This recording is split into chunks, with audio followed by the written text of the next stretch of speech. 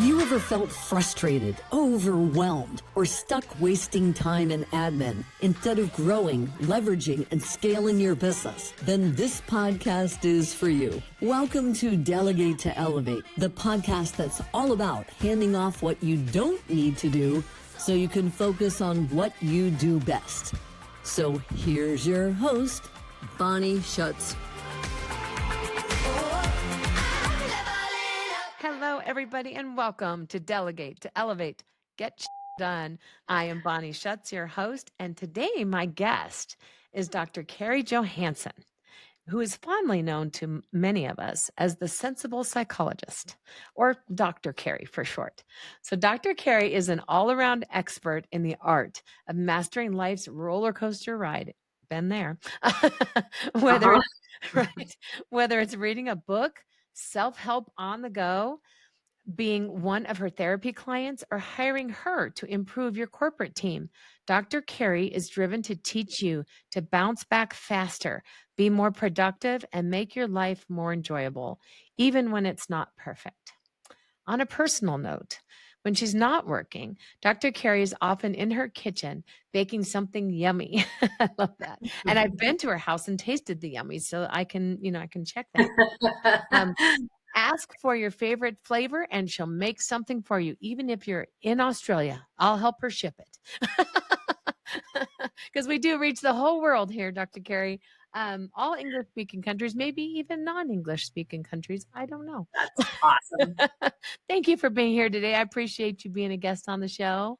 Thank you for having me. I'm really excited to do this with you. And blueberry lemon scones was the flavor this morning. Nice. Oh gosh, that's funny because I sent out for my Uber Eats, DoorDash, whatever it was, Starbucks, and they were out of my vanilla bean scones. Oh, I could have just come up to your house, got my scone.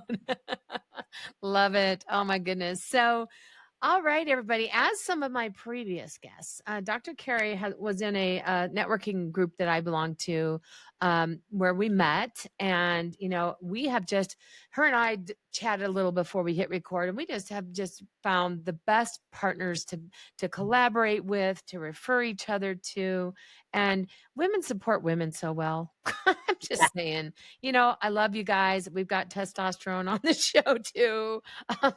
And the guys are great, but nothing can beat girl power. And I usually don't say that. I really usually say I'm not a girl power girl, but I feel it. And even maybe it's just our little chat beforehand. I mean, don't you agree?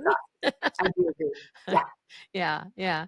And so, have you always done what you do now, or did you start and do a pivot later in life from a different career? So kind of interesting, actually. My pivot was quickly out of college. So I went to college and was deciding if I wanted to be a lawyer or a psychologist. And for a whole bunch of reasons, decided lawyer.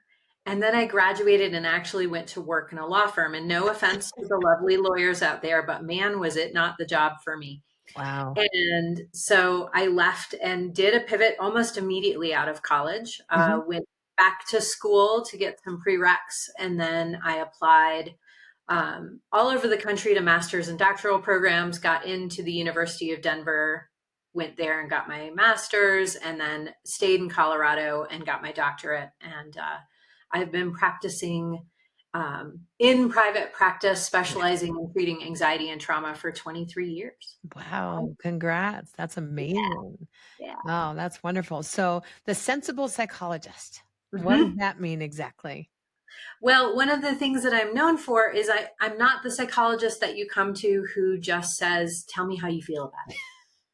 or constantly just reflects back to you. Oh, well, Bonnie, you just said this. Yeah. I just heard you say that, right? I have that master's degree.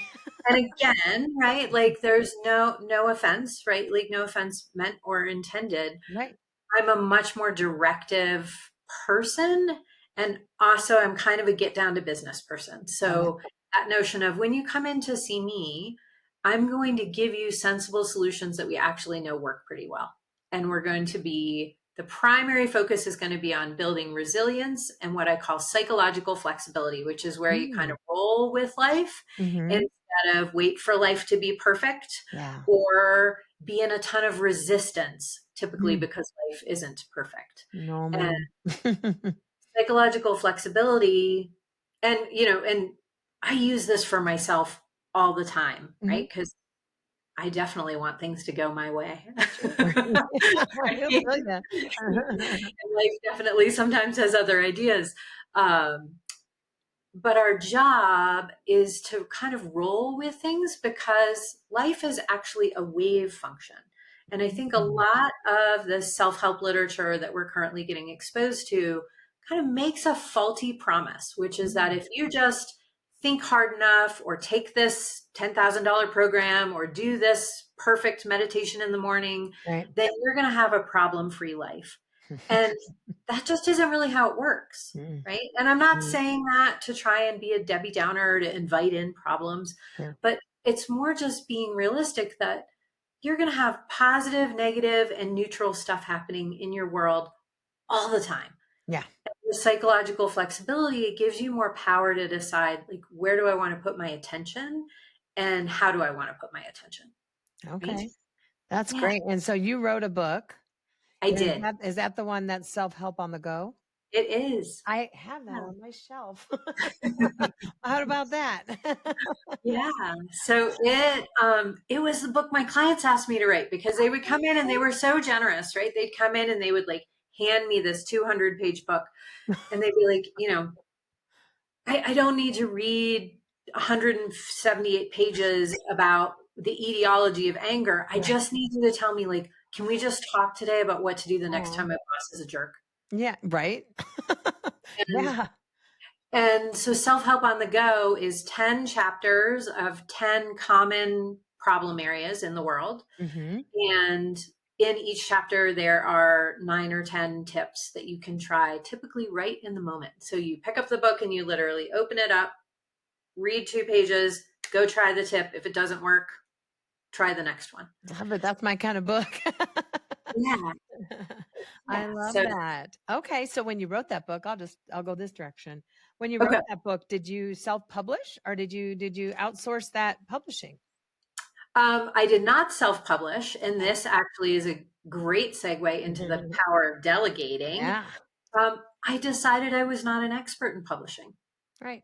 and that my best bet was actually to phone a friend and get some help. Right? I like the analogy. I like that. Yeah. Yeah. So I feel like for me, one of the things, like when you and I were talking about doing the podcast, and I was thinking, delegate to elevate. What perfect wording! Because when Mhm. you skillfully let someone else take charge, Mhm. particularly of something that you don't know how to do very well, Right. it elevates both you and it elevates the end product Yeah. so much. Right. So yes, Wow. I did not self-publish. I used a publisher and they did a great job. I like it. Well, I'll self-promote, and I did write in 2 multi-author books myself. Yeah. One called Corporate Dropouts, and the other is called Phoenix Rising. And I was approached by a publisher in Australia. Shout out to Taryn, Ooh, if she's listening. Yeah, who kind of gave me the bug. So you never know, people. There could be another book coming out of this woman. I don't know. You never know. Could be my third act in life. yep. But I love that. So, what were the ups and downs of working with a publishing house or a person that, like, was it like a VA that specialized in publishing or a publishing No, firm? it's actually a small publishing house out of California called Indie Books, Okay. and they were really full service. So one of Right. the things that they talk a ton about is that they want to pair books with speaking. Mm, And that was perfect for my position. yeah. One of the things that I got just increasingly motivated about in the last few years was reaching more people at a time. Yeah.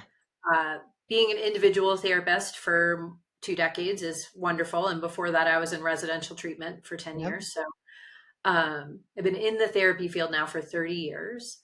And being able to reach more people at a time meant that I wanted to be increasingly speaking. And one of the things that Henry, who's the head of Indie Books, Hmm. talked a ton about was how do you pair your book with the speaking message that you want to get out in the world. Yeah. And the speaking message that I want to get out in the world is all about increasing psychological flexibility improving our ability to bounce back, right? Which is essentially the concept of resilience. Yeah. And now I get to do that with corporate teams through an international company called the Resilience Institute. It's pretty neat. Nice. That's Yeah. very nice. Oh my Yeah. goodness. No, I love that. And so they knew what they were doing. They Yep. lifted you up. They elevated you because Yep. then you were able to like, yeah, you guys make complete sense.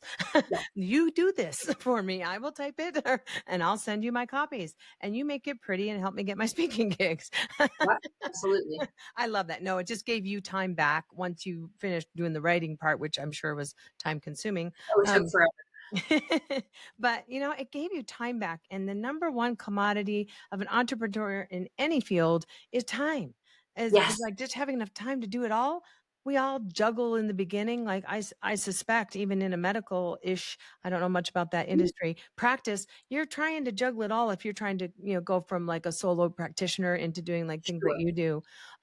Do you have you delegated to anybody else? Like what was the very first thing you delegated in like your business? Well, one of the most recent and largest delegations I've made is actually that I hired a VA. So I know that you run a VA company and are a big fan. Yay. I am Um, a fan. and my VA has just been such a game changer. And part of what I had to learn, so one of the things about delegating though is that it is actually a skill to delegate, right? It is. Figuring out what's mine and what is my VA's and Right. how can she help me? Like the other night, my husband and I were totally struggling with this document. We could not get a header to match a right? Like Yep. all this stuff. And I was like, wait a minute. But it still took me, and I've had Angie for almost 2 years now. Like, shout her out. Go ahead and shout She's her out. amazing. But it took me struggling probably 35 minutes before I realized, like, time out, wait a minute. I have someone who knows how to do this Yes. so much better than I do. Mm. I like sent her a quick email, sent her the document. I swear, Bonnie, it took her like 122 seconds, right? That is music to my ears. Yes, you're just like, Futzing. I love it. I had just been like futzing and futzing and Yeah. futzing with this forever. And that's that thing, right? So, and this is one of the things I talk a ton about in therapy. It is really okay to understand and label and then talk about what are your strengths and what are your weaknesses, Yeah. right? Yeah. You do Absolutely. not have to do everything well. You can't do everything well. Mm-mm. And sometimes, particularly if you're just starting out in business, you're going to be doing a lot of things and Yeah. you won't have enough, and you won't have a ton of capital to get some help. And that's Right. okay. Yep. But being able to be clear about what am I really good at? What am I not really good at? That is inherent in delegating, I think. I Yeah. think it helps you decide, oh, I need to find somebody for help with this, and I'm happy to offload it. Yeah, that's true. You do have to have those both. Sometimes you're a little apprehensive of offloading it. That's not a good place. When you're happy to offload it, go for it. I mean, Yeah. I do talk a lot about the delegation spectrum and it's perfectly fine to just want to get one thing off your plate. Or if Yes. you just want to give what I always say, the whole damn thing to somebody else so you can go to the Bahamas and make some money passively, you can do that too. You can be Yeah. the bodybuilder on the spectrum. It's such a muscle to be built, but it is learned. It's not something you just know right off the bat. And it's not something that you're super aware of. Even when you brought somebody on to do this, you still, your head just takes you into it. And then you have to have that, whoa, wait a minute. Why am I doing this? That takes some time and practice and lessons learned, right? And it took a second, and then it's an active practice. Yeah. And this is, the piece of working in tandem. Yeah. Is they, for me, my VA is my partner in my business. Yep. Right. And so we are partners. Yeah. And then she can talk to me about, here's something I've been thinking about that I could really help you with. Yeah. And also the question that we ask with some regularity is, what are we doing that we don't need to do anymore? Like, what's the thing that doesn't, what's the thing that doesn't have a return on investment? And we want to course correct, or we want to change courses. And that's a piece of the conversation too, I think, with delegating is it isn't always like, oh, I'm going to hand this to you and walk away and go on vacation. It's actually sometimes working together, and that feels really great. That is. And even in other areas, if you're working with a marketing agency or you're working with a bookkeeping service or something like that, that constant back and forth of like rethinking, like, I see that you're saying this on my invoices, I think it's time to say that, Yeah. like little, Yeah. even things like that. But it's always about not just tossing something off, like you just said. It's trust that you have brought on the right person because you trust yourself, but also verify a little bit and then Yep. refine as you go. Absolutely. Oh my gosh, that's great. Oh my goodness. So, what I like to ask my guests is if they had a couple of words of wisdom or tips and tricks and things of making delegation, I don't want to say easy, but making it understandable of its effect it can have on somebody. And you being a psychologist, like the relief of the stress that can be Yeah. that of an entrepreneur, that's something me at my level can feel. That might be something that you could drop a golden nugget for me. Well, well, and I do think that there is some psychology to delegating Hmm. because it requires confidence Right. and it requires trust. Hmm. And interestingly, the first person that you have to trust is yourself, that you Mm, do not have to do everything, right. right? And that notion of having some confidence that you can let other people pick up some of the slack, and you can actually also be kind enough to yourself to say, like, I no longer am going to take care of that. I'm going to Yeah. let somebody else take care of that. Yeah. Super interesting. A couple of years ago, I had a very unexpected foot surgery. I went in to Hmm. see my podiatrist, and she was like, and I was about to go on my honeymoon 31 days later. And she said, I think you have skin cancer on the bottom of your foot, and I need you to remove it today if you're going to be able to walk on your honeymoon. Oh my goodness.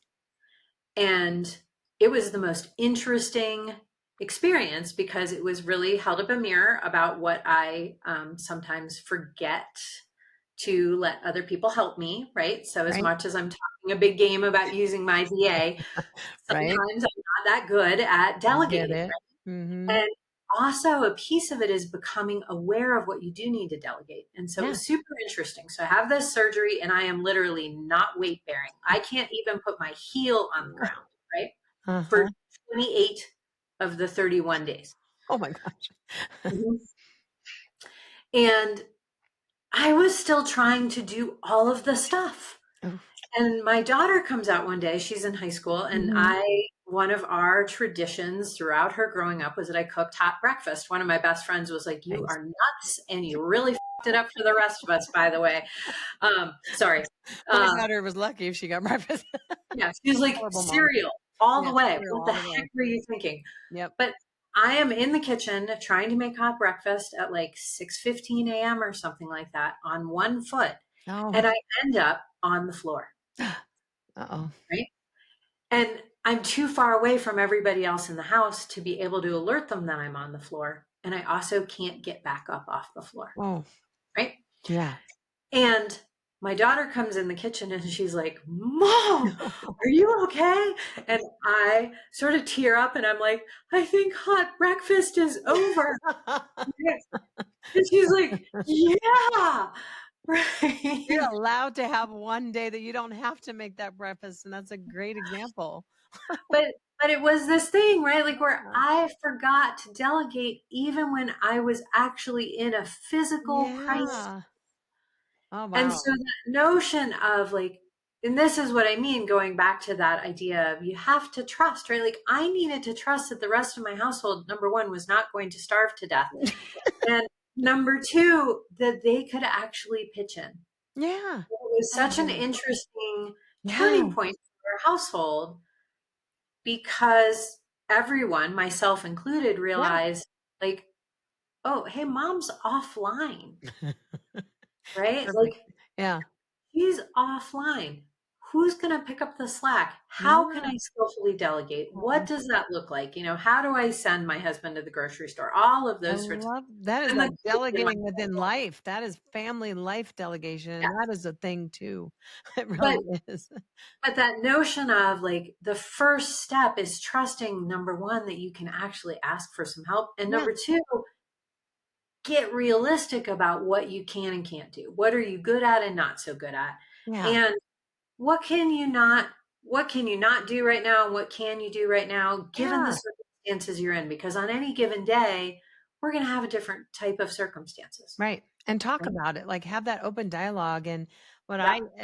one piece of advice that I give often, having come from 30 years as an executive assistant, the bosses that I worked the best for were those who let me into their lives a little bit. So I Yep. knew a little bit about it because I was a servant nature as an EA. That's what we are. Mhm. And the more I knew about them, their lives, their vision, what they had going on in the family, so-and-so's graduating, somebody's having a baby, whatever, when I knew these things, it just made my heart bigger and made me want to help more. Yeah. So that's my tip for people is letting I mean, you don't have to tell them I have a wart on my toe, Right.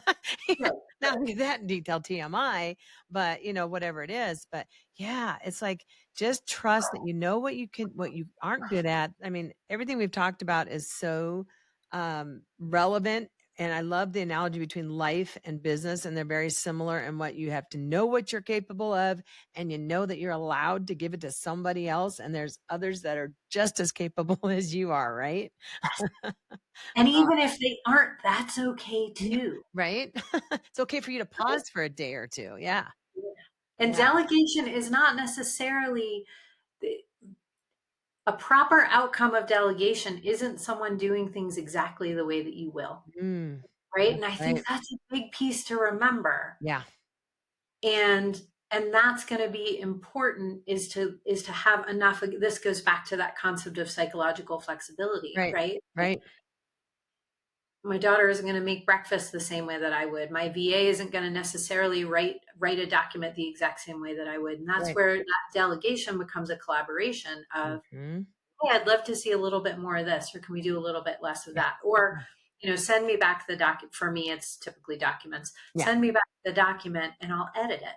Yeah. And Right? around my place, we call it, I will bonify it. Yeah. Yes, Or they exactly. say WWBD, what would Bonnie do? So I've got a great team of 4, 5 right now that help me in my business. So that is amazing. So I just wanted to say, like, so many thank yous for coming on today and talking about this, because it's important. And I know that a lot of entrepreneurs, I'm feeling it. It's taken me 8 years, are, oftentimes on the brink of, just total burnout, and they're just Yeah. ready to, throw in the, throw in the, I can't Throw in even, the towel. thank you. See, there's my mental brain. Throw in the towel. I'm like trying to think of something bigger than a towel. Um, and so, there's been those times, but luckily, like when I felt like that, I did have a team and I did have people doing my books. Those people care about me too. Yep. Yep. I can lean on them and just say, I really need you to make sure these go out right, so they don't need much of my touch, and Yeah. that things are done right for this month, because I'm very not feeling good this month, or whatever the situation Yep. is. And Yep. I encourage people to think of it that way too. And be think of yourself first. And don't get to that point where you're so stressed out because you're juggling it all and trying to do it yourself. Um, You should not need to be on the floor before you realize that you right. That is perfect. speaking I'm from such a experience. visual. I'm picturing you on your kitchen floor right now. Yeah. Oh man.